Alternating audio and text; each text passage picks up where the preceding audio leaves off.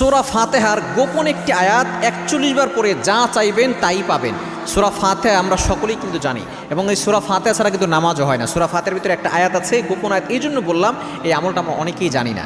এই আয়াতটা যদি আপনি ৪১ বার পড়তে পারেন, এরপর আপনি আল্লাহর কাছে দোয়া করলে আল্লাহ তাআলা সেই দোয়াটা কবুল করবেন। মনে রাখবেন, এই সূরা ফাতিহাকে বলা হয় দোয়ার সূরা। এটার নাম হচ্ছে, প্রায় অনেকগুলো নাম রয়েছে তাফসীর কিতাবের ভিতরে।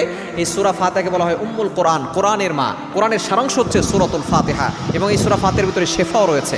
আপনি যদি অভাবে পড়ে যান, বিপদে পড়ে যান, কষ্টে পড়ে যান, তাহলে এই সূরা ফাতিহার একটা আমল করবেন। সূরা ফাতিহার ভিতরে একটা আয়াত আছে, ইয়্যাকা না'বুদু ওয়া ইয়্যাকা নাস্তাঈন। কিভাবে আমল করবেন আমি বলে দিচ্ছি। এই আয়াতটা আমরা সকলেই কিন্তু জানি। এর অর্থ হচ্ছে, I worship you, I ask you for help. আয় আল্লাহ, তোমার ইবাদত করি, তোমার কাছেই সাহায্য চাই। আপনি যখনই বিপদে পড়ে যাবেন, অভাবে পড়ে যাবেন, কষ্টে পড়ে যাবেন, আপনি অজু করে নামাজে দাঁড়াবেন। 2 রাকাত নামাজ পড়ে এরপরে আপনি বসে আপনি 3 বার দুরূদ শরীফ পড়বেন, 3 বার ইস্তেগফার পড়বেন। এরপর আপনি সূরা ফাতিহার